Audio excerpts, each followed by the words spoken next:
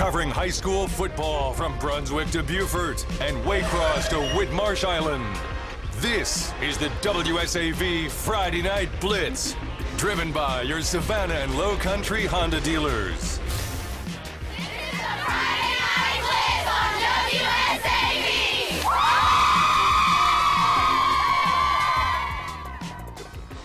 All right, welcome to the Friday Night Blitz on WSAV tonight from Jessup, Georgia. I'm WSAV Sports Director Greg Talbot with you for our location of the Friday Night Blitz game of the week that took over big WSAV tonight, Statesboro at Wayne County. All year long on the Thursday Blitz Countdown high school football talk show over on WSAV-CW, we've been telling you that Region 5A2 is the most intriguing in the area because they're the powerhouses, Wayne County and Ware County. Then Statesboro, New Hampstead, and South Effingham are all on the big-time come-up this year. So this is the region where anyone can win a game, and that region battle started tonight. Let's go to the highlights as Statesboro took on defending region champion Wayne County, who went undefeated in the regular season last year.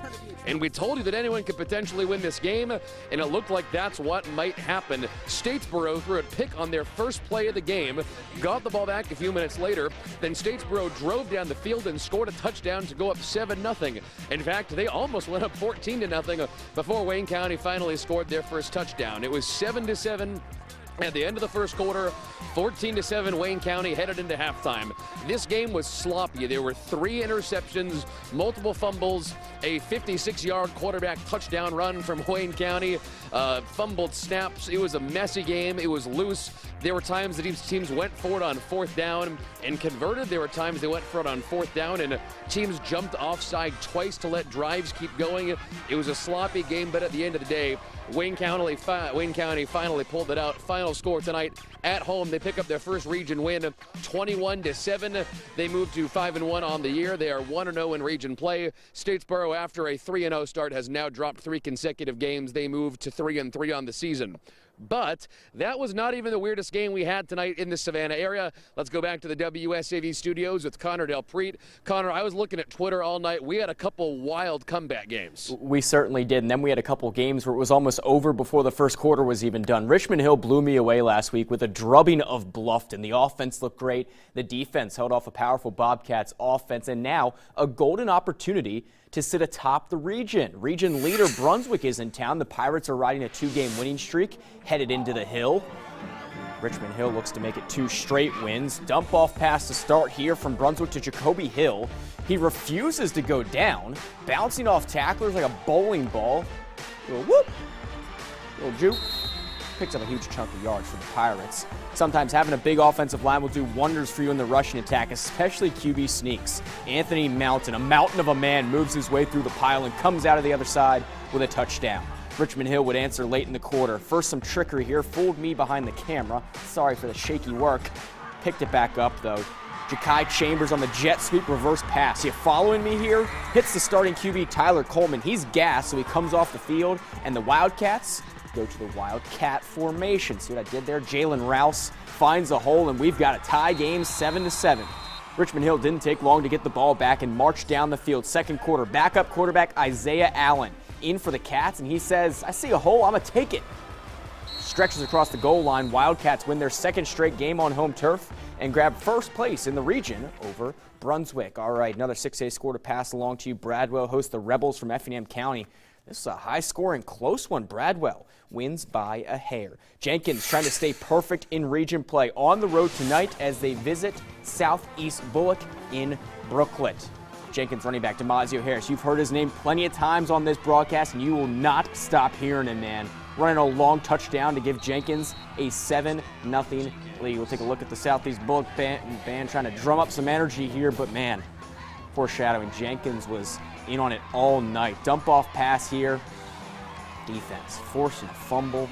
Dalen Dotson on the recovery. It's like the 7,000th Jenkins forced turnover this year. That defense is unbelievable. Patrick Blake on the offensive end. He throws some beautiful back shoulder fades. That was more of a front shoulder fade there. He'll take it though. Point after miss. Jenkins up 13-0. Southeast Bullock would not find a lot of success on the offensive end. This is one of the bright spots. Jonah Jones kicks a field goal to put Southeast Bullock on the board, makes it 13-3. Jenkins' defense was unbelievable tonight, though. The Warriors team is dangerous when it's clicking on all cylinders. They win 34-3. Benedictine and Jenkins have the inside track to a 3A region crown. Cadets can't slip up here, though. They need to keep pace with the Warriors, who you just saw won tonight. Holding Garner got an offer from Florida State. You've heard all about him. He hits one of his favorite targets, Gavin Stewart, who almost crosses the goal line. He's taken down at the 4. Justin Thomas would finish off the drive a short while later. Stumbles into the end zone, and it's 7-0 Benedictine over at Memorial Stadium. Windsor Forest has to play mistake-free ball if they want to beat this Cadets team, and this is not how you play mistake-free. Punt is muffed, and he's got to run for it, and they're going to lose some yards there. BC has it in the red zone. Thomas again sweeps right, emerges from that pile, and just wills his way into the end zone. His second touchdown of the night. BC doubles its lead. Cadets defense flexing their muscle. Relentless play here from Trevin Locke, blowing up the backfield. Knights forced to punt, and like clockwork, Benedictine's rushing attack coming right at your face. LaShawn Brooks takes a handoff and goes 35 yards. Never a doubt in this one. BC rolls and stays perfect in region play. Islands has to deal with those sanctions handed down by the GHSA. They take on Johnson at Garden City. They didn't seem phased in a big win tonight. Then Long County travels to Appling County and gets blanked 45-0. The well-oiled machine that is Pierce County hosts Brantley County. They stay undefeated, not surprised there, with a double-digit win. And fresh off a bye week, Liberty County shows no signs of rust in a 40-0 win over Tatnall. Swainsboro should take care of Bacon County tonight, and yep, they do. 50-12, wide margin. Rivalry that never disappoints here. Vidalia and Jeff Davis packing the house in Hazelhurst. Indians roll with a 35-17 win. We're going to head back out to Greg with a look at what's next on the Friday Night Blitz. Greg? 35-17 Vidalia. Wow. Okay, well, coming up on the other side of the break here on the Friday Night Blitz, it is the best game of the year in that single A region, in Calvary Christian. Instant classic game. You got to stick around for that one. That's next.